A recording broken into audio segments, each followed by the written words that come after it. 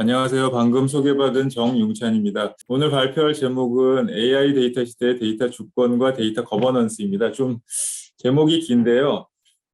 제가 이제 주로 설명드릴 내용은 이제 뭐 익히 이제 AI 데이터에 대해서는 많이 이제 이야기를 들으셔서 이제 이미 우리 시대가 이제 데이터 시대로 넘어오고 있다라는 걸 아실 텐데, 사실 데이터 시대 새로운 어떤 환경 하에서 이슈가 되고 있는 것들 중에 뭐 제가 지금 주목하고 있는 거는 데이터 주권이라는 개념, 뭐 데이터 경제, 데이터 거버넌스, 아마 이 세 가지 키워드가 뭐 기업을 하시는 분들이건 특히 공공 쪽에 계시는 분들, 또 뭐 저나 뭐 인천연구원처럼 연구하시는 분들에게 있어서도 가장 중요한 키워드가 아닌가 그렇게 생각을 합니다. 그래서 지금 시리즈로만 네 차례 또 그 스마트 시티 뭐 이런 그 주제들로 발표가 예정되어 있기 때문에 오늘은 첫 시간이라 제가 뭐 개요 차원에서 차례대로 데이터 경제에 대해서 좀 살펴보고, 데이터 경제 시대의 데이터 주권이 왜 이슈가 되는가, 그다음에 마지막으로 그러면 이 데이터 경제 시대를 잘 헤쳐나가기 위해서는 가장 필요한 것 중에 하나가 뭐 어느 조직이든 데이터 거버넌스가 아닌가, 뭐 이런 순서로 제가 설명을 드리려고 합니다. 그래서 편하게 중간에 뭐 질문이 있으시면 중간에 그냥 문자나 질문을 해주셔도 좋을 것 같습니다. 뭐 일방적으로 하는 것보다는요, 그냥 얘기를 하면 될 것 같고요. 이게 이제 며칠 전에 문화부에서 나온 그 보고서입니다. 이게 매년 보고서가 나오고 있는데요. 국민 여가 활동 실태 조사라는 보고서입니다. 이게 15세 이상 10,000명을 조사하는 거니까 상당히 많이 조사를 하고 있는 거라 뭐 정확도가 높겠죠. 그래서 최근에 한국 사람들이 일할 때 말고 여가 시간에 뭘 하는가 이렇게 물어보면은 여기 보시는 것처럼 압도적으로 이제 TV를 많이 본다, 뭐 이렇게 생각을 하는 것 같습니다. 그리고 그 다음으로 보면 이제 좀 수치 차이가 많이 나는데 모바일 컨텐츠 동영상 VOD 시청, 저부터도 이게 많이 늘어난 것 같아요. 최근에 VOD라든지 뭐 넷플릭스나 뭐 유튜브 이런 거 많이 보지 않습니까? 그 다음에 또 뭐 SNS, 인터넷 검색, 그리고 이제 뭐 코로나다 보니까 사람 못 만나니까 이제 뭐 산책 같은 거 좀 아마 많이 하는 것 같고요. 그리고 뭐 또 게임 뭐 많이 하죠. 뭐 특히 20, 30대, 40대 게임 많이 하시고, 뭐 문자 보내기. 그래서 쭉 보면 뭐 특징이 있습니다. 이게 뭐 이것 여가뿐만 아니라 이 여가에 있어서 대부분의 우리 여가 활동들이 다 데이터로 기록이 된다라는 것이죠. 옛날에는 우리가 여가를 생각하면 뭐 TV 보고 뭐 책 읽고 뭐 이런 것들이었잖아요. 뭐 사람 만나고. 근데 사실 옛날에는 그런 여가 활동이 그렇게 데이터로 모든 게 다 기록되지는 않았죠. 근데 지금은 우리 일상을 보면 뭐 일할 때 당연히 이제 뭐 전자문서로 뭐 일을 하고 뭐 이메일 보내고 이러니까 일할 때 당연히 데이터로 기록이 되겠지만, 이제 여가 활동, 집에 가서 여가 활동할 때도 뭐 지하철 뭐 아니면 자동차 안에서도 내 모든 행동이 데이터로 기록된다는 거가 차이가 있겠죠. 그래서 TV 시청 같은 경우는 사실 이게 어, 상당히 많이 변화하고 있는 부분입니다. 뭐 저도 이쪽 분야에서 계속 미디어 ICT 쪽 측정 관련해서도 계속 이제 연구를 하고 있는데, 이게 꽤 오래전 뭐 벌써 한 9년 전 자료인데 이미 그때부터 TV를 켜놓고 있는데 TV를 아무도 안 보고 있어요, 사실은. 여기 강아지만 TV를 보고 있고 나머지는 다 그냥 다른 거 하고 있어요. 그래서 이미 한 10여 년 전부터 TV는 켜져 있는데 과연 TV를 보는 걸까, 사람들이. 그리고 TV를 점점 안 보기 시작하고 뭐 스마트폰이나 뭐 노트북이나 이런 걸로 이제 뭐 다른 걸 보기 시작한 거죠. 그래서 요즘 사람들한테 물어보면 테레비 잘 안 봐요, 이렇게 얘기를 하는 경우가 많죠. 근데 진짜 테레비를 또 안 보냐? 사실은 테레비를 안 보지만 TV에서 나오는 컨텐츠는 또 보고 있어요. 짤막하게 보든지 아니면 뭐 어둠의 경로를 통해서 뭐 이어서 막뭐 5편, 6편 보든지. 근데 어떻게 보냐면 각자 보는 거죠. 그래서 이게 굉장히 큰 차이인데, 사실은 이런 환경에서는 TV를 아무리 봐도 기록이 안 되는 거죠. 그리고 같이 봐야 되니까 볼 수 있는 것도 한정돼 있죠. 근데 이런 환경에서는 각자가 보기 때문에 각자의 어떤 기호가 다 기록이 된다는 거죠. 그래서 이제 이러한 환경 자체가 이미 뭐 우리 사회는 새로운 환경으로 넘어가고 있다 이렇게 볼 수가 있고요.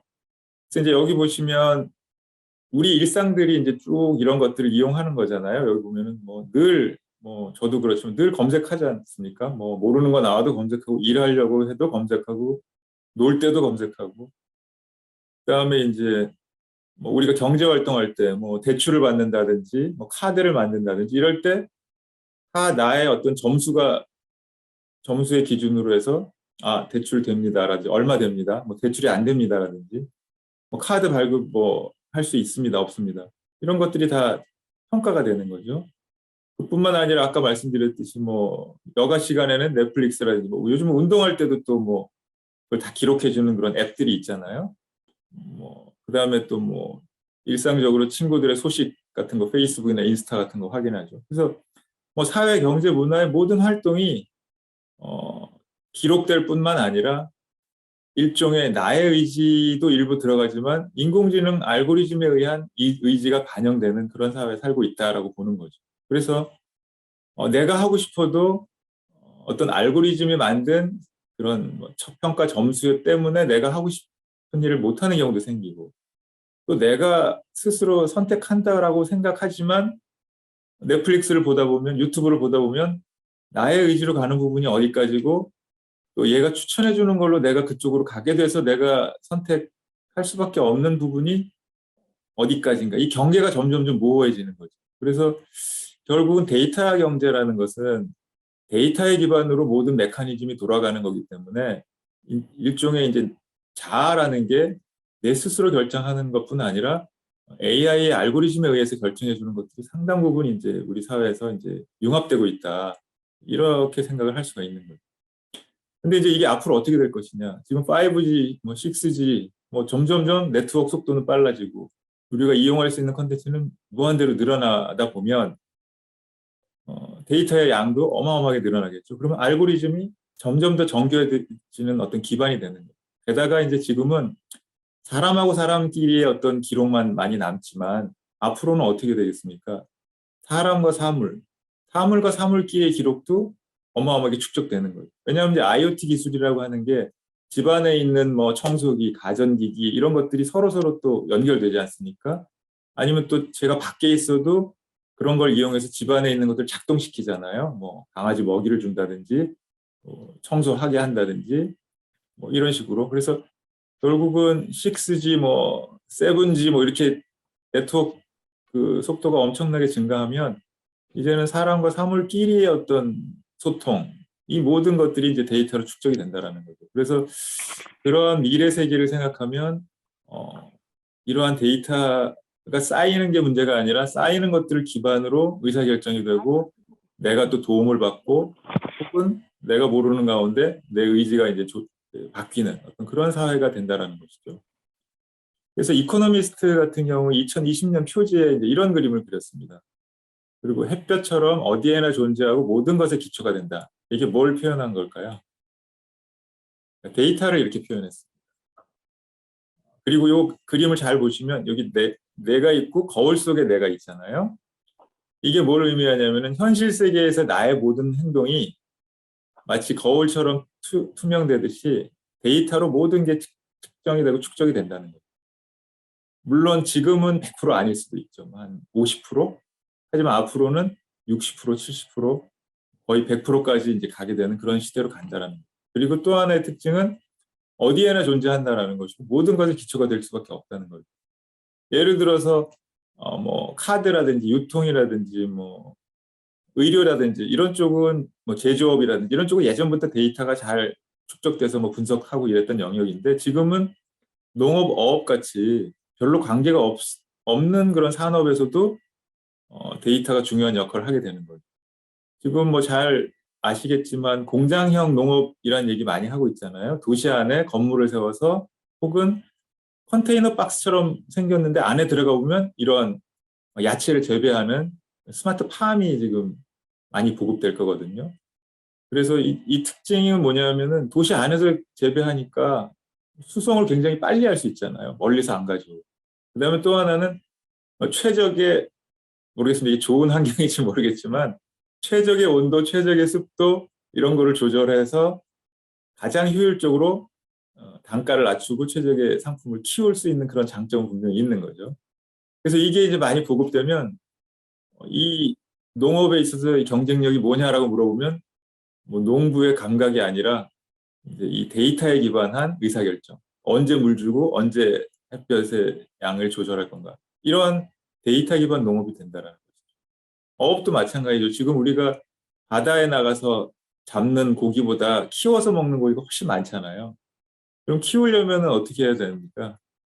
뭐 수온 조절도 잘해야 되고 뭐 어떤 뭐 벌레 같은 것들 뭐 이런 게 퍼지는 거 잘 막아야 되고 그러다 보니까 모든 환경이 데이터에 의해서 움직여지는 거죠. 그래서 적절한 시간에 먹이를 주고 또 뭐 여기 보면은 청소 로봇 같은 게 돌아다니면서 뭐 청소도 하고 뭐 이런 식으로 그럼 이 모든 것들이 기록이 되면 더 나은 조건을 우리가 데이터 분석을 통해서 찾아낼 수가 있는.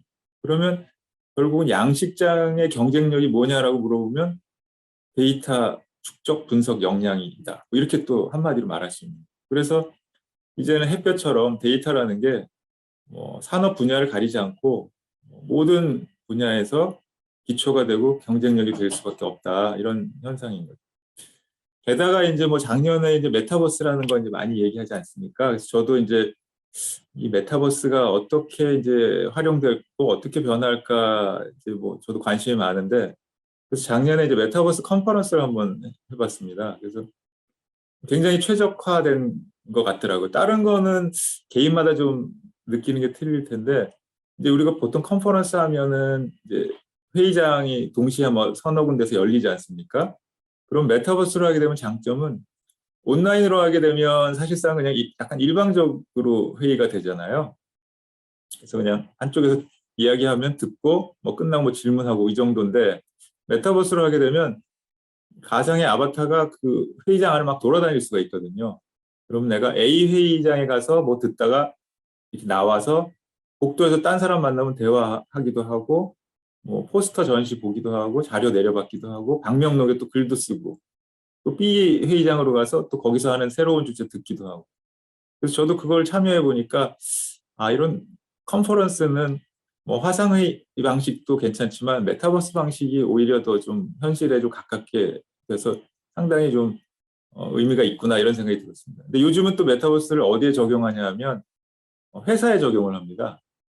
그래서 뭐 예를 들면 뭐 저희 연구소도 이거 충분히 구현할 수 있는데 지금 코로나 때문에 저희 연구소도 지금 뭐 한 4분의 1은 재택이고 뭐 한 또 몇 명은 또 휴가 가고 뭐 또 유연근무 요즘 하다 보니까 근무 시간이 서로 틀리고 이러다 보니까 동료를 만나기가 되게 어려워요. 저도 일주일에 진짜 3분의 1 만나기도 어려운데 그럴 경우에 이제 메타버스 환경을 구축해 놓으면 예를 들면 그 안에 있다가 갑자기 뭐 몇 명이 좀 모여서 이 과제에 대해서 회의를 해야겠다라고 하면 바로 문자를 보내는 거죠. 뭐 2시까지 회의실로 좀 뭐 모이세요. 그러면 3명이 회의실에 그러니까 집에서 재택하던 사람도 그 문자 메시지를 받고 어쨌든 근무니까 그 회의실에 모여서 과제 회의를 한 30분 하고 또 이제 뭐 회의 끝나면 나와서 뭐 자기 각자 뭐 사무실이건 집에서 일하다가 또 뭐 필요하면 잠깐 나랑 좀 얘기할까요? 하면 2명이 또 거기서 뭐 채팅하든지 아니면 음성으로 뭐 보면서 얘기하든지 뭐 이런 식으로 이제 재택이 일반화되면 메타버스에 의한 어떤 업무가 이제 일상화될 가능성이 높은 거죠. 이제 그렇게 되면 상당히 이게 데이터 관점에서 보면 예전에는 이제 제한된 영역에서의 그 나의 일상이 데이터화되던 게 이제는 뭐 전방위적으로 게다가 또 게임 같은 세계는 어, 내가 아닌 그런 다른 그런 가상 세계에서 내가 또 모든 게 기록되니까 그 데이터의 증가 속도가 뭐 몇 배 더 커지게 되는 거죠. 그래서 데이터로 보는 나가 이제 현실 세계의 나, 뭐 가상 세계에서 나 아마 이런 식으로 또 나에 대한 데이터의 종류가 또 더 많아지고 또 분석하기 더 어렵기도 하고 오히려 또 그 분석을 통해서 그 사람을 더 잘 판단해낼 수 있는 그래서 이 데이터 경제 관점에서 보면 메타버스는 상당히 또 새로운 혁명적인 그런 계기가 될 수 있다. 뭐 이런 이제 생각이 들고요. 그래서 뭐 여러분 잘 아시겠지만 우리나라에서 이분 책을 많이 이제 이분 책이 많이 팔렸다고 하는데, 유발 하랄이라고 이스라엘의 역사학자입니다. 근데 이 사람이 꽤 오래전부터 이 데이터에 대해서 역사적으로 이제 설명을 해내는 분인데, 뭐 이분의 그 이론에 의하면 뭐 유튜브 강의도 있습니다. 지금까지 인류의 역사는 한 세 단계로 나눌 수 있는데, 이제 첫 번째 단계는 신이 중심이었던 사회다. 중세까지는 사실은 이제 신 중심의 사회잖아요. 그래서 뭐 성경을 읽고 뭐 그런 가르침에 따르면 우리는 행복해질 수 있다. 이제 이런 시대였고, 이제 그 자유주의가 이제 들어오면서부터 리버럴리즘 하에서는 그거보다는 인본주의, 사람의 어떤 생각, 느낌에 따라 살면 행복해질 수 있다. 뭐 이런 시대였다고 하는데, 지금은 이제 성경도 아니고 나의 생각도 아니고 구글을 따라가면 이제 행복해질 수 있다. 뭐 이런 거죠. 그래서 구글이 네가 생각하는 너보다 더 잘 알고 있는 게 구글이다. 그래서 지금은 데이터주의 시대다. 뭐 이렇게 표현을 하는 거죠, 이 사람은. 그래서 심지어는 데이터주의에서 넘어서서 이제 데이터 교다. 왜 데이터 교냐? 뭐 목사님이나 신부님의 말씀에 따르는 게 아니라 어디 갈 때도 지도 보고서 찾아가고, 내가 책 살 때도 추천해주면 또 저도 추천해주는 책 종종 사거든요. 잘 추천해주거든요. 뭐 최근에 이런 것도 있다고 합니다.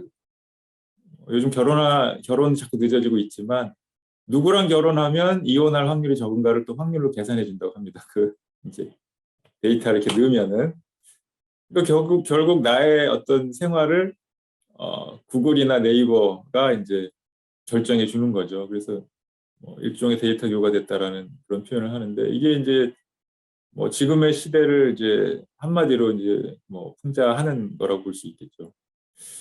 그래서 결국은 이제 우리가 디지털 경제라는 말을 계속 쓰다가 데이터 경제라는 말이 이제는 점점 더 익숙해지는 것 같습니다. 그래서 사실 데이터 경제라는 용어가 등장한 거는 뭐 그렇게 오래된 건 아니거든요. 그 EU 같은 경우도 뭐 2016년, 뭐 17년 이때 공식 문서에서 이제 등장을 했고, 그리고 이제 뭐 물론 이제 조사 회사나 IBM 이런 쪽, 그다음에 학계 이런 쪽은 뭐 2010년 뭐 이때부터 용어가 이제 나오긴 했지만, 디지털 경제라는 용어가 이제 지배적이다가 이제는 데이터 경제로 넘어온 이유는 결국 디지털 경제의 핵심 요소가 데이터의 촉적 활용에 이제 핵심이 있다라고 이제 보는 거죠. 그래서 이게 이제 IBM에서 나온 자료인데, 이걸 쭉 보시면 데이터 경제 특성을 알 수가 있습니다. 여기 이제 인프라가 있고요. 그다음에 생산자가 있고 수집, 그다음에 분석, 통찰력을 제공하고 표현하고, 이런 일련의 시스템이 있는데, 이 데이터 경제의 특징 중에 하나는 뭐냐면 이제 영역의 경계가 없다는 겁니다. 산업의 구분을 할 수가 없다는 거예요. 왜냐하면 이제 모든 분야에서 데이터가 경쟁력으로 쓰여지고 있기 때문에, 만약에 이 통찰력을 가장 잘 판단할 수 있는 능력이 있는 회사다, 그럼 마음만 먹으면 어떤 부문으로도 갈 수 있다는 거죠. 최근에 뭐 카카오나 네이버의 그 인수합병 보시면 수백 개의 기업 가지고 있잖아요. 뭐 서로 연관되는 것 같지 않은데 다 진출을 합니다. 예를 들면 카카오가 왜 금융으로 진출해서 잘할 수 있을까요? 그 데이터 분석을 통해서 사람들의 마음, 사람들의 필요를 잘 알고 있기 때문이죠. 왜 쇼핑몰로 갈 수 있을까요? 뭘 사면 좋을지를, 기념일이 언제일지를 더 잘 알고 있다라는 거죠. 그래서 이 결국 데이터 경제의 가장 큰 특징은 이제 산업 간의 경계가 없다라는 것이고, 또 하나는 이제 결국 데이터가 결국은 새로운 재료, 돈, 뭐 이런 게 된다라는 것이고, 그래서 결국은 데이터 가치 사슬 중에 이 분석 역량, 수집 역량 이런 것들이 가장 이제 핵심 경쟁력이 되는 것이고요.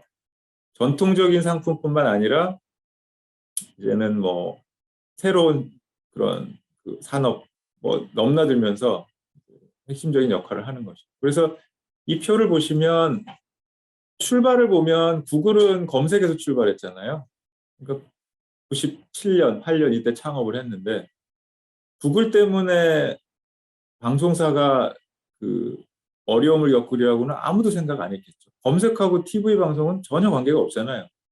하지만 어떤 결과를 낳았냐면, 검색이 지배를 하다 보니까 검색에서 붙는 광고, 왜냐하면 무료로 우리가 서비스를 이용하는데 무료로 이용하는 대신에 거기에 광고를 붙이니까 우리가 광고를 봐야 되잖아요. 그러니까 광고를 하는 사람들은 처음에는 TV 광고가 1순위였는데 점점점 인터넷에 사람들이 많이 쓰니까 인터넷 광고로 옮겨버리는 거죠. 그럼 TV 광고 시장이 점점점 위축이 되고 TV 회사들이 생존하기 점점 어려워지는 거죠. 그래서 우리나라도 지금 똑같은 현상인데 이미 뭐 TV 광고 매출보다 인터넷 광고 매출이 넘어서 버린 게 이미 오래전이고요. 방송사들은 굉장히 어려움을 지금 겪고 있는 거고요. 그래서 생각지도 않은 쪽으로 이제 효과가 미치는 거죠. 그 다음에 구글이 또 어떤 일을 하나요? 유튜브 하잖아요. 유튜브 역시 이제 동영상 쪽이니까 그렇고 무인 자동차 뭐 이게 이제 뭐 상업화 하진 않았지만 스마트 시티 뭐 전혀 관계 없는 것 같은데 다 이런 것들이 데이터 분석 역량이 뛰어나면은 굉장히 능력을 발휘할 수 있는 영역이라는. 넷플릭스도 마찬가지입니다. 넷플릭스도 출발은 비디오 테이프 대여했습니다. 대여. 그냥 비디오 테이프 대여점이었고 작은 대여점이었는데 결국은 이제 온라인 환경이 되면서 테이블 대여할 게 아니라 그냥 인터넷으로 그냥 편하게 보게 하는 게 좋겠다라고 해서 그쪽으로 넘어가니까 이 시장을 장악한 거죠. 그래서 뭐 지금 우리나라 쪽에서도 엄청 그 점유율을 높이고 있는 거죠. 아마존도 마찬가지죠. 아마존은 출발은 책 판매로 하지 않았습니까? 그래서 이제 기존 서점들이 망했는데 사실은 지금은 클라우드 쪽의 사업에서 훨씬 더 역량을 발휘하고 있는 이유가 서적을 판매하기 위해서 온라인 쇼핑몰을 이용하기 위해서 인프라를 엄청나게 늘리다 보니까 항상 인프라라고 하는 것은 최대 수준에 맞춰서 있는 거잖아요. 근데 평소에는 그렇게 쓰지 않잖아요. 그러다 보니까 남아있는 공간을 활용하는 게 이제 결국 클라우드 쪽이고 이걸 빌려주면서 어떻게 보면 수익은 또 이쪽에서 굉장히 많이 내는 뭐 이런 식으로 뭐 네이버 카카오도 마찬가지죠. 지금 뭐 검색 메신저지만 지금 네이버나 카카오 때문에 금융회사들이라든지 다른 어떤 업종에서 지금 경계하고 있잖아요. 그래서 결국은 데이터 경제 특징은 데이터 분석 역량을 그 핵심 역량으로 하기 때문에 산업 간의 경계가 없고 누가 내 경쟁자가 될지 아무도 알 수 없다라는 어떻게 보면 굉장히 좀 치열한 그런 환경이라는 것이죠. 그래서 뭐 시가총액을 보더라도 이제 10위 안에 거의 데이터 기업들이 다 들어 있었습니다. 그러니까 옛날에 제가 이제 이거를 소개할 때만 해도 한 4, 5년 전에 이제 이런 이야기를 했는데 우리나라는 그때 한 30위, 40위 했어요. 네이버 카카오가. 그래서 우리는 아직 그 글로벌 트렌드하고는 조금 다른 것 같다라고 했는데 코로나 영향인지 재작년부터 네이버 카카오도 거의 뭐 10위권에 지금 들어오지 않았습니까? 그래서 거의 글로벌화하고 있는데 그래서 최근에는 이런 개념도 등장하고 있습니다. GDP 하면은 원래 국내 총생산이잖아요. 제조라든지 서비스업인데 이제는 데이터 생산 관점에서 어떤 국가 간의 경쟁력을 볼 수 있다라고 해서 이제 이걸 측정한 사람들도 있는데 우리나라가 보니까 한 5위 정도 하는 것 같은데 우리는 사실은 이제 양적인 측면에서는 경제 규모나 이런 것들이 거의 10위권에 속하기 때문에 데이터 쪽은 조금 더 그거보다는 높은 뭐 근데 뭐 다 5위에서 10위 양적 척도는 5위에서 10위 하는 것 같고요. 뭐 질적인 척도는 뭐 30위, 50위 하는 것 같은데 그런 측면에서 그렇게 놀랍지는 않은데 뭐 이렇게 된 이유는 우리나라가 이제 인터넷 인프라가 브로드밴드 쪽 초고속 인터넷은 세계 1위고 그러다 보니까 굉장히 편하게 쓸 수 있는 환경이잖아요. 그 다음에 이제 스마트폰이 또 중요한 역할을 하는데 성인 기준으로 스마트폰 보급률이 압도적인 세계 1위입니다. 그래서 인프라가 가장 좋고 또 언제든지 이용할 수 있는 스마트폰이 가장 많이 보급되어 있는 나라이기 때문에 사실은 뭐 굉장히 이쪽에 있어서 순위가 높다라고 볼 수가 있겠죠. 그래서 데이터 경제를 제가 몇 가지 측면에서 조금 다시 한번 요약하면 데이터 경제에서 이게 이제 뭐 3년간의 어떤 방송 프로그램의 시청 시간 변화인데 TV 같은 경우는 약간 뭐 들쭉날쭉한데 큰 변화가 이제 없고 약간 줄어드는 추세인데 수상기 이외로 보는 어떤 프로그램이라든지 스마트폰 이용 시간이 계속 늘어나고 있습니다. 그리고 특히 이제 온라인 동영상 서비스 보시면 유튜브 같은 경우 지금 65.5%가 유튜브를 이용한다. 뭐 국민들의 거의 뭐 한 3분의 2가 다 이용하는 거죠. 그다음에 여기 보시면 넷플릭스가 2019년에는 한 4.9% 이용했는데 지금 거의 25%, 24%니까 4명 중에 1명은 넷플릭스를 보고 있는. 그래서 뭐, 그러면 왜 유튜브나 넷플릭스를 많이 보고 있구나. 뭐, 이렇게 이제 이해하실 수 있는데, 이게 사실은 단순하게 사람들이 이렇게 많이 이용하는 차원에서 끝나는 게 아니라 이제 국가 간의 어떤 분쟁의 소지가 된다는 거예요.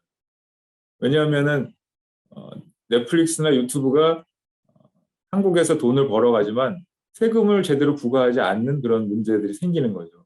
왜냐하면 이 인터넷 경제의 특징이 소재지가 지금 옛날에 그 전통적인 제조업은 소재지에 따라 세금이 부과되는데 이제는 이제 소재지가 미국에 있고 여기는 그냥 뭐 온라인으로 접속만 하기 때문에 제대로 세금 부과가 안 되고 그러다 보니까 우리나라 국내 기업들은 오히려 역차별 당하고 있는 것이 아니냐. 그것들을 좀 규제할 수 있는 법을 만들어야 되는 것이 아니냐. 이러한 이제 이슈가 생겨서 지금 온라인 플랫폼법이라는 거를 계속 지금 부처들이 준비하고 있는 이유가 이제 바로 여기에 있는 것이고 뒤에서 제가 이제 데이터 주권 설명할 때 다시 한번 이 부분을 설명을 드리겠습니다. 또 하나는 이제 아까 잠깐 설명드렸듯이 구글은 검색 기업인데 왜 이걸로 지금 돈 벌고 있지는 않잖아요. 무인 자동차로. 계속 돈을 쓰고 있잖아요. 왜 자동차에 계속 돈을 쓰고 있는 것일까요?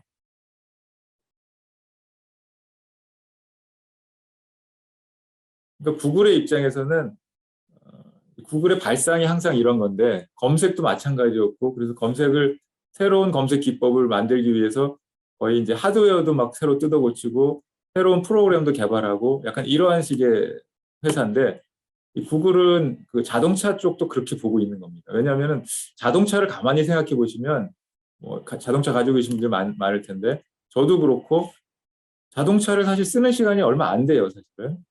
뭐 출퇴근할 때 매일 쓰는 사람들도 있지만 저 같은 경우도 주말에만 쓰거든요. 그러면 주말에 뭐 몇 시간 쓰고 늘 주차장에 있는 거죠, 자동차.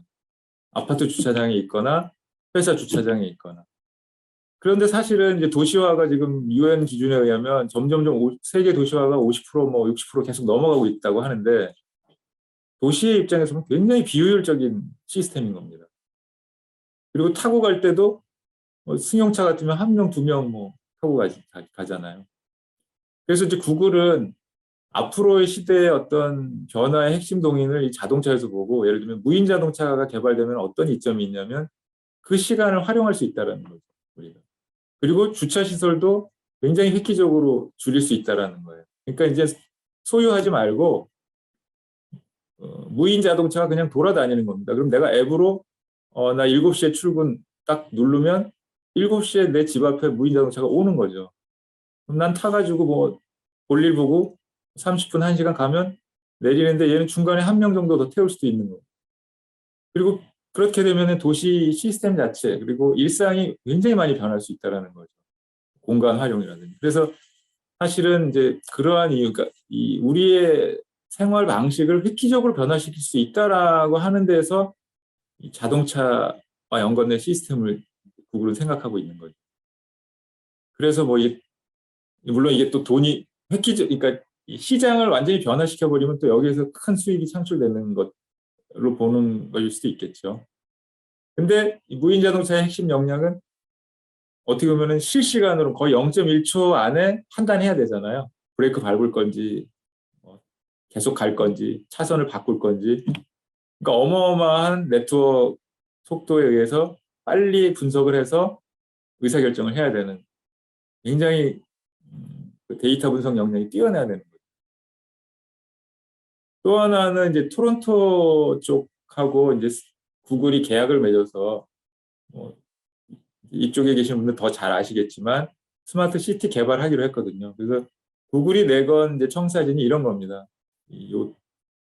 항구 지역의 오래된 공장지대를 새롭게 개발할 텐데 자기들이 생각하는 거는 자율주행 택시봇. 아까 제가 설명드린 것처럼 얘네들이 막 돌아다니면 사람들이 그냥 탈 수 있는 거. 버스도 마찬가지로 자율주행하는 거. 스마트 파킹. 그다음에 쓰레기도 로봇이 치우게 하는. 그다음에 인도나 뭐 차도도 막 가변적으로 해서 뭐 넓어졌다 좁아졌다. 뭐 이런 식으로 자기들이 이제 도시의 어떤 그 환경을 획기적으로 개발해서 제공하겠다라고 해서 이제 진행하다가 결국은 이제 손을 떼게 됐는데 뭐 잘 아시는 것처럼 손을 뗀 이유가 그 시민단체들하고 이제 소송 때문에 그랬죠. 그러니까 시민들 이거를 이제 작동시키려면 모든 사람들의 데이터를 이제 분석을 해야 되잖아요. 그럼 이제 이 프라이버시 문제가 이제 사실은 결부되는 것이죠. 개인에 대한 데이터이기 때문에. 그래서 거기에 대해서 시민단체들이 계속 어떻게 이거를 이제 안전하게 처리할 거고 안전하게 분석할 건지에 대해서 설명을 해라라고 해서 물론 구글은 뭐 열심히 설명을 했는데 결국은 납득시키지 못해서 소송이 진행되고 그 과정에서 구글이 재작년인가요? 공식적으로 뭐 코로나 때문에 좀 우리가 더 이상 이 사업을 진행하기 어렵다라고 철수를 했는데 사실은 코로나 때문인 것도 있겠지만 결국은 데이터의 어떤 프라이버시가 있는 데이터의 소유 이용 문제 때문에 시민단체와 어떤 합의를 이루지 못하고 이제 그만두게 된 거죠. 그래서 결국 이제 데이터 경제 때 핵심 사안 중에 하나가 결국 프라이버시입니다. 그 개인의 데이터를. 그러니까 조건 없이 활용만 하면 정말 어마어마한 서비스가 나올 수 있는데 과연 그렇게 할 수 있느냐의 문제가 이제 가장 걸림돌이 되는 것이죠. 이론적으로는 얼마든지 좋은 서비스가 나올 수 있지만 그리고 이제 또 하나의 이슈가 보면은 국가 간에는 이제 국경 간의 데이터 이동입니다. 이 색깔로 보면 이게 요 색깔하고 요 색깔은 한 줄이 1000배 차이가 나는 거거든요. 여기는 이제 기가바이트고 여기는 테라바이트이기 때문에 이게 그림으로는 이게 좀 비슷해 보여도 이게 이거의 1000배니까 굉장히 어마어마하게 차이가 나는 건데 이걸 보면은 사실 중심이 미국하고 아마 이쪽 중국 쪽일 거예요. 뭐 홍콩이나 이런 쪽. 그 두 축으로 이제 데이터들이 이동하고 있다라고 이제 느끼실 수가 있고 그 데이터에 이동하는 양이 굉장히 어마어마하게 커졌다는 것을 우리가 이제 알 수가 있고요.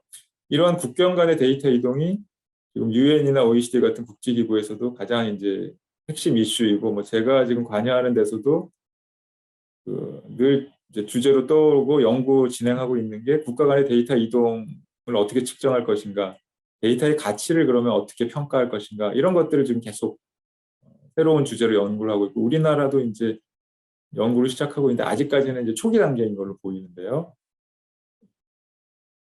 이러다 보니까 이제 그러면 이렇게 많이 국가와 국가 간의 데이터가 이동하는데 이거를 그냥 가만히 놔두면 되냐 이제 라는 문제에 부딪힌 거죠. 그래서 크게 세 가지입니다.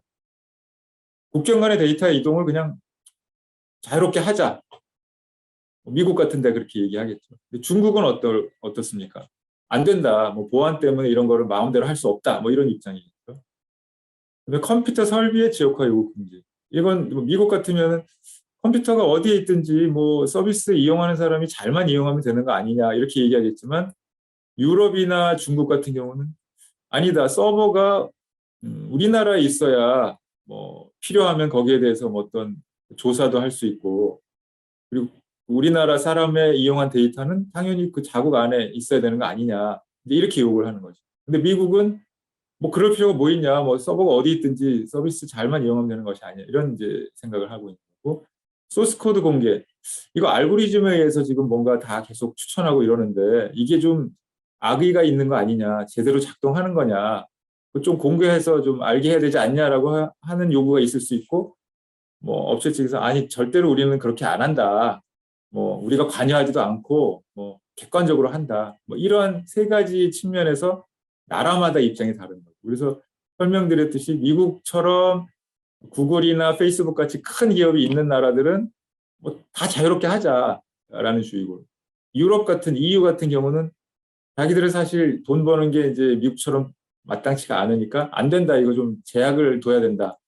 중국처럼 이제 약간 체제가 다른 나라는 여러 가지 국가 안보 이런 이유 때문에 더 이제 폐쇄적으로 가고 우리나라는 이제 약간 중간 정도라고 봐야 되겠죠. 왜냐하면 우리는 뭐 유럽처럼 구글이 완전히 점령하고 있는 게 아니라 뭐 나름 네이버, 뭐 카카오도 있고 그다음에 우리나라 국내 기업이 동남아시아나 이런 쪽으로 많이 진출하고 있거든요. 그러니까 약간 어중간한 거죠. 우리는 이제 미국의 대기업도 막아야 되지만 또 우리가 시장 진출하는 거를 또 막을 수는 없고 그래서 약간 우리는 중간적인 입장 그래서 이러한 것들이 기존에는 없었던 무역 규범에 새로 등장하는 것이죠. 그래서 이러한 두 나라 간의 어떤 협정에서도 뭐 조금씩 이제 나타나기 시작하고요. 그래서 이러한 이슈들을 이제 어떻게 풀어나가느냐가 지금 국가 간에 예전 무역에서는 없었던 그런 환경이라고 볼 수가 있습니다. 그래서 가장 적극적인 데가 EU입니다. EU는 이제 못마땅한 거죠. 왜냐하면 구글이나 페이스북이나 아마존이 유럽에 와서 시장 점유율이 거의 구글 같으면 90% 이상이거든요. 검색에서. 그러니까 자기네 유럽에 들어와서 돈은 벌어가는데 세금을 별로 안 내는 거예요. 그러니까 이제 굉장히 못마땅하니까 그때그때 이제 막 과징금을 부과한 거죠. 사안에 따라서. 그래서 뭐 한 번씩 하면 어마어마하죠. 근데 이거 가지고는 안 되겠다 생각하는 거죠. 좀 정례화해서 돈을 받아야겠다. 과징금은 이제 뭐 소송하고 뭐 재판 걸어야 해서 2, 3년에 한 번씩 때리는 거니까. 그래서 생각해낸 게 디지털 텍스입니다. 그냥 일정하게 1년에 한 번씩 돈을 내라. 여기 와서 돈을 벌어가니까. 그래서 이제 EU 회원국들끼리 합의를 해서 2020년부터 7개, 9개 나라들이 이제 시작했어요. 그래서 예를 들면 영국은 매출의 2%, 그다음에 많이 받는 데는 헝가리는 뭐 7.5% 이렇게 부과를 2020년부터 하기 시작한 거죠. 그러니까 이제 이렇게 되니까 미국 기업은 이거를 그냥 순순히 낼 수는 없겠죠. 그래서 미국 같은 경우는 예를 들어서 프랑스한테 야, 니네가 그러면 없던 세금을 걷어가니까 우리는 포도주 많이 수입하는데 포도주에 대해서 관세 그럼 올리겠다. 막 이렇게 나오니까 프랑스가 그러면 조금 이 디지털세를 조금 유예할게. 뭐 이렇게 서로 이제 막 이걸 가지고 또 무역 협정들을 다시 이제 막 논의하는 이런 상황이 된 거죠. 그래서 결국 이 디지털세는 유럽은 돈을 걷어가니까 이익이고 미국은 안 내던 돈을 내야 되니까 완전히 손해인 거죠. 그래서 이게 사실은 일방적인 상황이니까 미국이 이제 추가 제안을 해서 이렇게 할 게 아니라 글로벌 최저법인세라는 걸 도입하자. 이건 뭐냐면 예전에도 이제 그 제조업이나 뭐 이런 서비스업도 국가마다 이제 세율이 다르니까 본사를 예를 들면 아일랜드라든지 뭐 중남미 같이 세율이 굉장히 낮은 데다 세우면 세금을 굉장히 적게 내잖아요. 그러면 사실은 다른 나라에서 많이 쓰는데 아일랜드만 돈을 벌게 되는 구조고 미국은 미국 기업인데 돈을 하나도 못 받는 구조니까 그러면 이 디지털세를 도입하는 것처럼 이제는 모든 그런 다른 것에 대해서도 그 법인세를 부과하자. 그래서 그 법인세가 낮은 나라로 가는 것도 토탈해서 각 나라에서 벌어들이는 것만큼 나눠 가지자. 뭐 이렇게 제안을 한 거죠. 그래서 이게 어떤 효과가 있냐면 미국도 약간 이익을 볼 수가 있는 거죠. 왜냐하면 예전에는 미국 세율이 높으면 아일랜드나 뭐 중남미 국가로 갔는데 이제는 아일랜드에 있건 뭐 어디에 있건 그 해당 나라에서 그 번 만큼을 나눠 가지는 거니까 미국 입장에서는 뭐 나쁠 게 없고 뭐 우리나라 같으면 사실은 뭐 더하기 빼기 하면 뭐 비슷하거나 뭐 왜냐하면 삼성이나 이런 대기업들도 해외에서 많이 돈을 버니까 뭐 그럴 거고 유럽은 좀 이익일 거고 그래서 이게 이제 글로벌 최저 법인세가 작년에 이제 거의 타결이 돼서 이제 이런 쪽으로 갈 것 같습니다. 그래서 뭐 이렇게 이제 움직이는 이유가 결국은 이제 데이터 경제 시대에 들어와서 이게 이제 데이터의 국경 간 이동이 강화되다 보니까 이게 데이터 경제뿐 아니라 기존의 어떤 법인세, 그 기존 제조나 서비스업까지도 이제 영향을 미치는 국가 간의 어떤 그러한 영향을 미치는 그런 상황이 됐다라고 볼 수가 있고요. 그래서 결국 이제 이러한 시대에는 결국 예전처럼 그 우리가 이제 뭐 주권 국가라고 할 때 도대체 주권은 어떤 쪽에 포커스를 맞췄냐 하면은 어떤 뭐 국방력이라든지 무역, 규모라든지 뭐 이런 거 이런 게 이제 사실은 그 나라의 어떤 주권이 뭐 좀 침해를 받냐 뭐 이런 거에 척도였는데 이제는 사실은 데이터가 이제 주권의 핵심 요소로 떠오르고 있다라고 생각할 수 있는 거죠. 그래서 근데 이제 데이터 주권이라고 우리가 얘기를 하면 세 가지 측면에서 볼 수가 있는 거죠. 개인적인 측면, 기업의 측면, 더 나아가서 국가의 측면 이렇게 볼 수가 있는데 이걸 보다 보면은 사실 아까 제가 말씀드린 프라이버시 문제, 그다음에 데이터 노동에 대한 대가 문제, 알고리즘에 의해서 내가 피해받는 것이 아닌가 이런 문제. 기업은 국내 기업과 글로벌 기업 간의 형평성 문제, 또 대기업이 데이터를 독점하다 보니까 사실은 후발주자들은 경쟁하기가 너무 어려운 거예요. 왜냐하면 데이터의 파워가 너무 크기 때문에 따라잡기가 어려운 거죠. 그래서 예전에 어떤 기존 산업보다는 훨씬 더 이 차이가 커서 그러면 이 데이터 독점도 좀 어떻게 문제를 해결해야 되지 않나 이런 얘기죠. 예를 들면 이제 통신 사업 같은 경우 그 필수 설비 이론이라는 게 있는데 그건 뭐냐면 네트워크를 가지고 있는 데만 통신업을 할 수가 있으니까 네트워크는 어마어마하게 돈이 비싸잖아요. 그러면 네트워크 없는 사업자는 통신업에 들어올 수가 없잖아요. 그러면 빌려서 쓰게 해줘야 된다. 뭐 이런 식으로 이제 허용을 하는 거죠. 그러면 이걸 데이터 쪽으로 활용을 하면 데이터도 그런 통신 네트워크처럼 큰 인프라가 필요한 거니까 중소기업이 만약에 데이터 사업을 하게 하려면 그냥 일종의 대기업이 가지고 있는 데이터를 일부를 좀 이용하게 해라라고 사실은 공정거래위원회나 이런 데서 이제 명령을 할 수도 있는 상황이 되는 거죠, 지금. 그래서 이제 그럼 아직은 뭐 현실화되지 않았지만 그런 차원의 고민이 시작되는 것이고 국가 간에는 아까 말씀드렸듯이 데이터 기업의 조세 형평성 문제, 더 나아가면 예를 들면 데이터가 어디에 있느냐에 따라 우리나라 사람이 쓴 데이터인데 뭐 예를 들면 수사를 위해서 뭘 위해서 협조해 달라고 했을 때 협조가 잘 안 되면 결국 이거는 이제 데이터 소관 관할권의 문제로 해서 국가 간의 분쟁도 이제 생길 수가 있는 것이죠. 그래서 결국은 이 데이터 경제로 인해서 개인 기업뿐 아니라 국가 간의 어떤 그 여러 가지 새로운 이슈들이 등장한다라는 측면이 이제 중요한 것이고 이것도 사실은 국회에서 계속 논의하고 있는데 데이터로 인해서 이제 부가가치가 많이 생기잖아요. 수익이 많이 생기잖아요. 이게 정당하게 배분되고 있는가가 사실 이슈인 거죠. 예를 들면 우리가 네이버 열심히 이용하고 유튜브 열심히 이용하잖아요. 무료로 이용하잖아요. 그리고는 더 이상 없잖아요. 그럼 이게 과연 정당한 배분인가? 네이버나 구글, 유튜브 입장에서는 우린 공짜로 서비스를 줬으니까 계산이 끝났다. 이렇게 얘기할 수 있지만 거꾸로 소비자 입장에서는 예를 들면 구글이나 네이버가 수익을 어마어마하게 올리는데 그건 다 우리 데이터로 만든 거 아니냐. 데이터를 기반하는 거 아니냐. 그러면 그 수익의 일부를 나눠줘야 되는 거 아니냐. 뭐 이런 문제 제기를 할 수가 있는 거예요. 그래서 이 레디컬 마켓이라는 책이 바로 그런 내용들입니다. 그러니까 데이터 노동에 대한 임금을 지불해야 되는 거 아니냐. 그래서 이게 좀 적다라고 생각하면 파업을 하는 거죠. 예를 들면 전 세계 사람들이 오늘부터 일주일간 네이버랑 구글 쓰지 말자. 그러면 이제 데이터가 전혀 축적이 안 되잖아요. 뭐 약간 이런 게 필요한 것이 아닌가. 경기도는 약간 이제 이런 데이터 배당을 한 사례가 있습니다. 그래서 지역 카페나 카드를 쓰면 데이터가 생성되잖아요. 그럼 그 데이터를 일부 이제 유료로 판매를 했는데 판매 수익금이 생겨서 도민들한테 뭐 아마 몇십 원씩 이렇게 나눠준 뭐 일종의 뭐 데이터 노동에 대해서 정당하게 지급한 이런 것들도 이제 사실 이슈가 돼서 지금 국회에서 이런 문제에 대해서도 계속 논의 중인데 아직은 이제 좀 결론에 이르지는 못한 상황인데 점점 더 이제 이야기가 이슈가 될 가능성이 큰 거죠. 그래서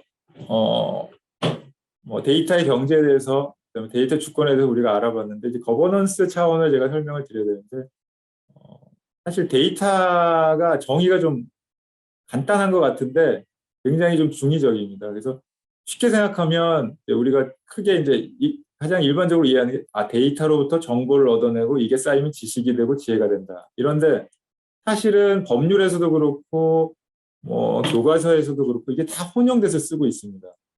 그래서 이제 이 사례를 보면 되게 간단해요. 그래서 데이터는 뭐 문자일 수도 있고 숫자일 수도 있고 기호일 수도 있고 요즘은 영상일 수도 있는데 이거를 잘 정리하면 등수나 뭐 평균 점수가 나오면 내 위치가 어디 있는지를 알 수 있는 정보가 되는 것이고 이거를 계속 축적해 보니까 학년이 올라갈수록 수학 성적이 떨어지는구나. 그러면 우리가 앞으로 수학 쪽으로 어떻게 교육을 바꿔야 될 것인가를 고민하는 약간 이런 식으로 이제 지식으로 변환하는 이렇게 되면 굉장히 이제 이해하기가 편한데 사실은 지금은 이 기존에 있는 통계 뭐 옛날부터 있었던 AI, 머신러닝, 데이터 마이닝 이런 것들이 막 혼재되고 또 새로운 데이터 사이언스, 데이터 과학이라는 개념이 등장하면서 이게 뭐 비슷한 것 같기도 하고 뭐 차이가 나는 것 같기도 하고 이런 약간 혼란스러운 상황인데 여하튼 우리가 이제 데이터 사이언스라고 하면 최근에 이제 뭐 데이터 과학자, 데이터 사이언스라는 말이 더 이제 떠오르고 있는데 결국은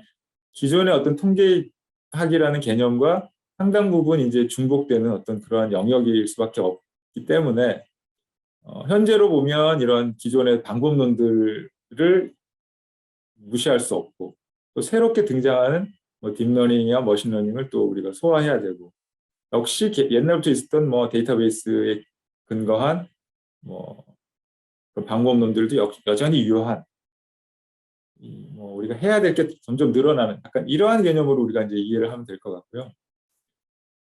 그래서 이렇게 좀 만화처럼 이렇게 뭐 원래 똑같은 건데 이렇게 액자만 바꿔 씌우고 이름만 멋있게 하면은 이거 아니냐라고 이제 이건 좀 과장돼서 표현한 건데 약간 그런 측면들도 없지 않아 있다는 거죠. 그래서 예를 들면 머신러닝이 등장했다고 통계학이 사라질 수가 없는 거거든요. 왜냐하면 머신러닝의 이론적 기반은 확률과 분포라는 통계 이론에 근거하고 있기 때문에 그냥 계속 부과되는 것이죠. AI가 등장했다고 뭐 이 모든 것들이 아무 쓸모 없어지냐 그게 아니라는 것이죠. 그래서 결국 이제 연구자들도 그렇고 뭐 일반적으로 알아야 될 게 더 부담이 더 늘어나는 어떤 그런 상황이라고 보면 될 것 같고요.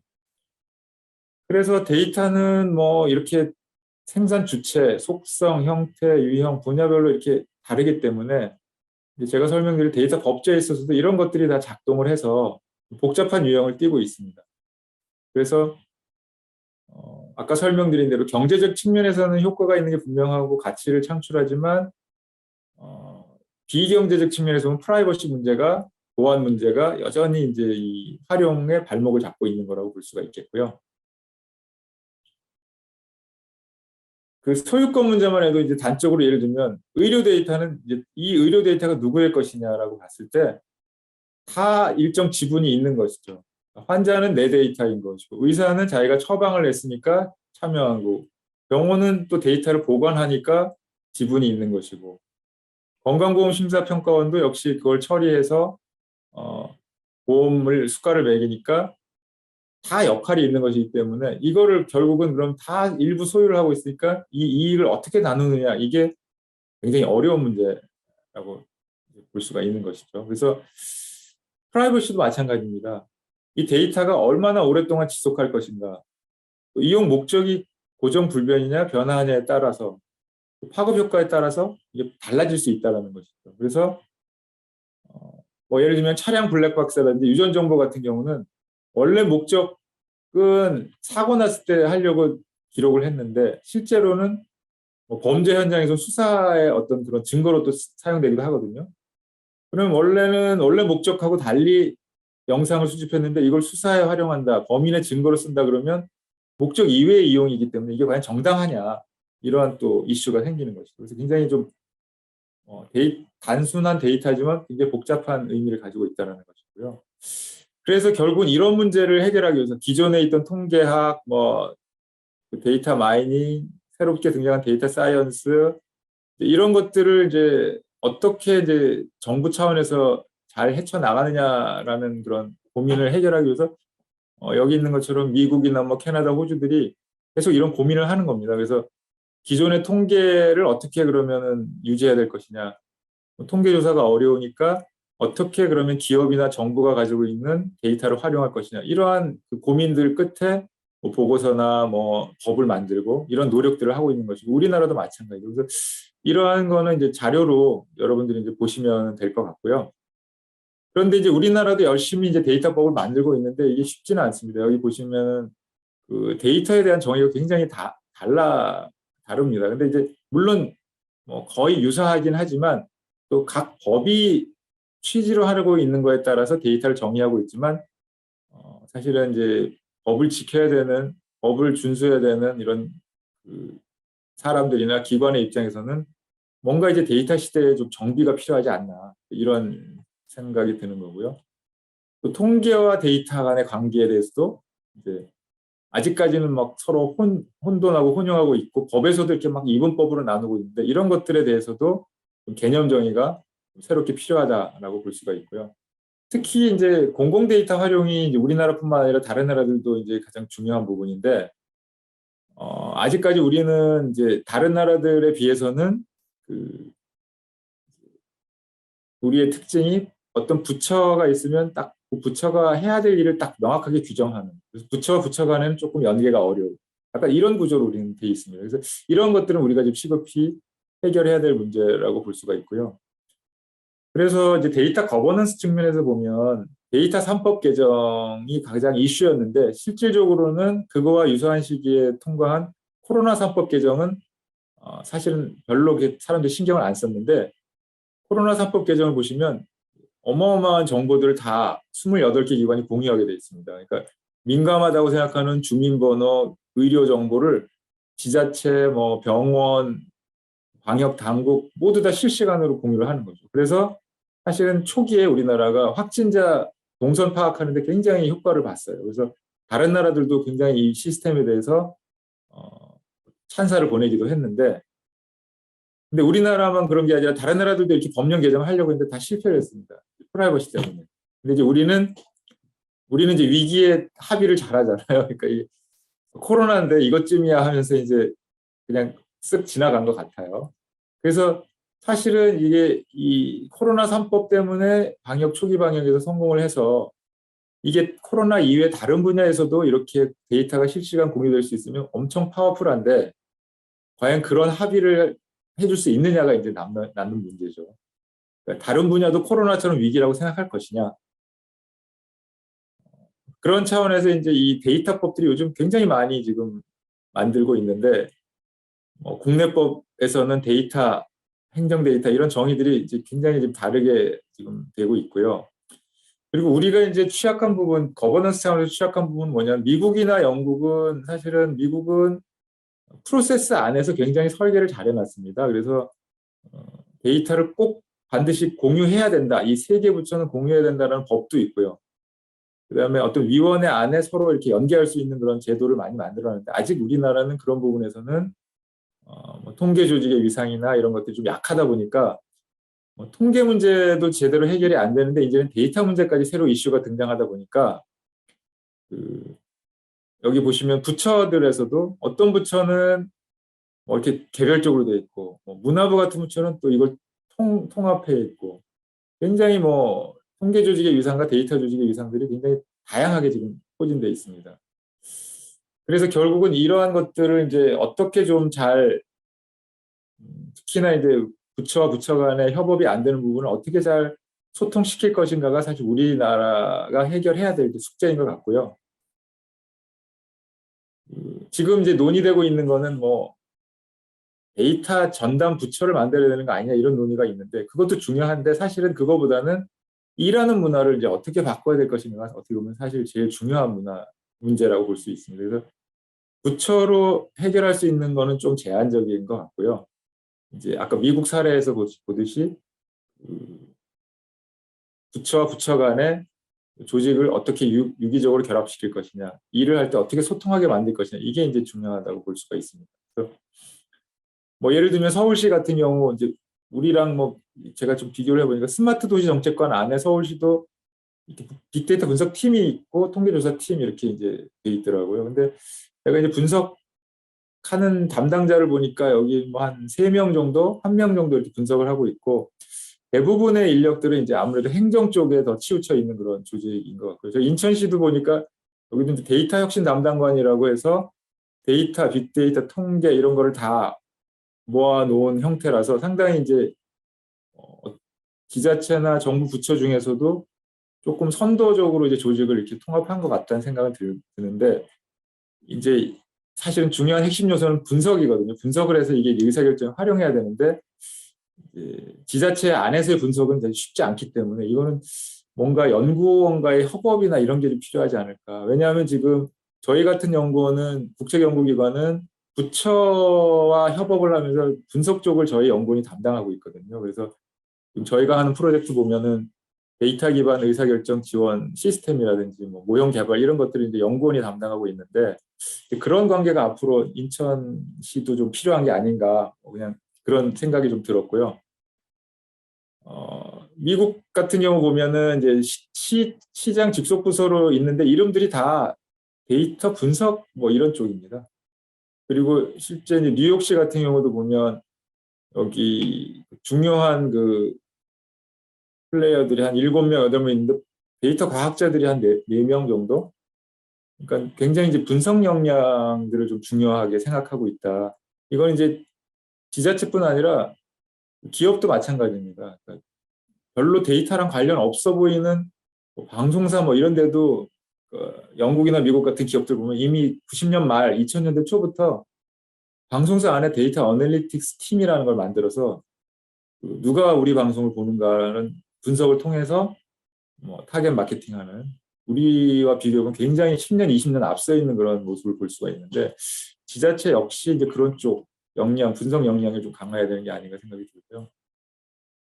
이게 이제 인천연구원에 계시는 분들도 결국 고민하고 있는 부분일 텐데 이제 국책연구원들 보면은 기존의 통계 기능, 빅데이터 기능, 데이터 기능이 지금 막 혼재되어 있는 그런 상황입니다. 그래서 교육개발원이나 에너지경제연구원 같은 경우는 조직의 모습으로만 보면 통계 쪽에 굉장히 집중하고 있고 교통연구원 같은 경우는 교통 데이터가 굉장히 크거든요. 그래서 여기는 빅데이터 쪽으로 아예 이름을 바꿔버리는데 저희는 이제 중간 정도 통계정보실도 있고 빅데이터 쪽도 있고 이런 식으로 이제 사실 계속 연구원들도 고민을 하고 있는 거죠. 기존의 방법론과 새로운 방법론을 어떻게 조직에서 융화시킬 것인가.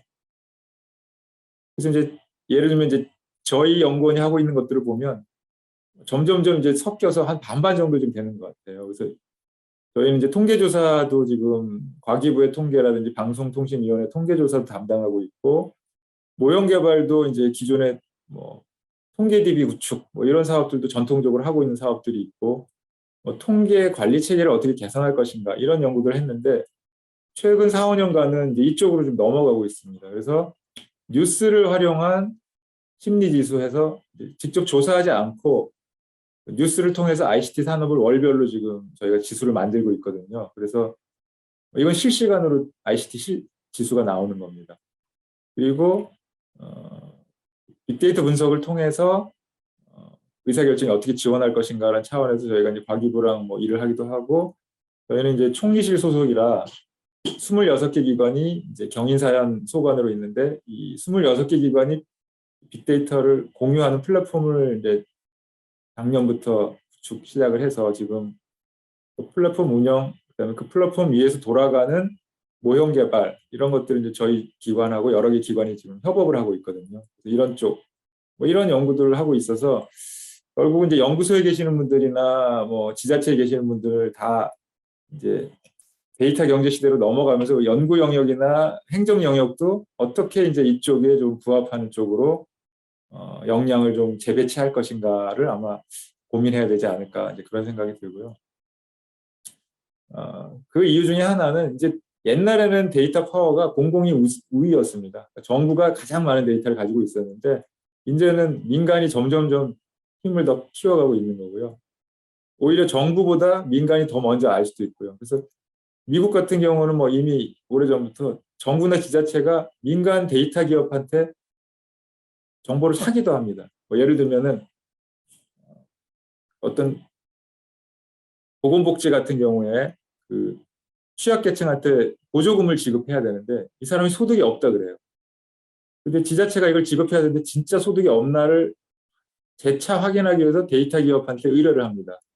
우리가 보니까 소득이 없는데 니네 데이터에는 소득이 있냐. 그래서 거기서 확인을 해줘서 소득이 없다 그러면 지급을 하고 거기서 보니까 우리는 소득이 있다고 나온다 그러면 뭐 지급을 안 하고 뭐 예를 들면 학교나 시민단체도 그 데이터 기업한테 거래를 하는데 누구한테 권유를 하면 그 기부를 많이 할 것 같냐 그런 명단 좀 추려달라 이렇게 해서 돈을 내고 그 데이터를 사서 기부할 사람을 찾는다든지 정당도 마찬가지고 그래서 지금 이미 이제 공공부문도 민간의 데이터를 사는 이제 시대로 넘어가고 있는데 점점 그러다 보니까 데이터 파워가 민간 쪽으로 넘어가서 이제는 민간이 정부 데이터를 활용한 것뿐만 아니라 정부가 민간 데이터를 활용하기도 하고 또 정부가 독점하던 통계를 민간이 또 생산하기도 합니다. 그래서 예전 같으면 물가지수는 정부밖에 할 수 없었거든요. 조사를 해야 되고 비용이 많이 드는데. 근데 이거를 크롤링을 통해서 인터넷 사이트에서 자동으로 생산하기 때문에 이제는 여기 이제 이게 MIT 대학 연구팀이 이제 회사를 차렸는데 60개국 우리나라 물가지수도 생산합니다. 여기서.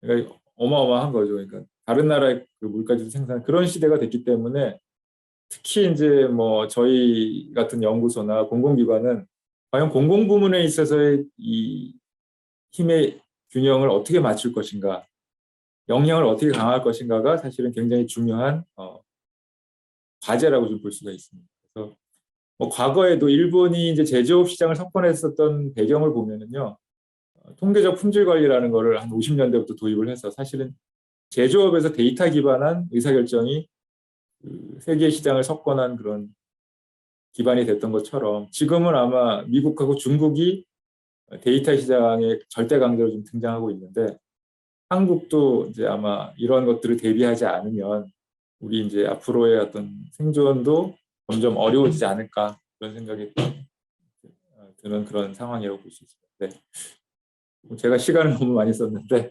이상으로 제 발표를 마치겠습니다.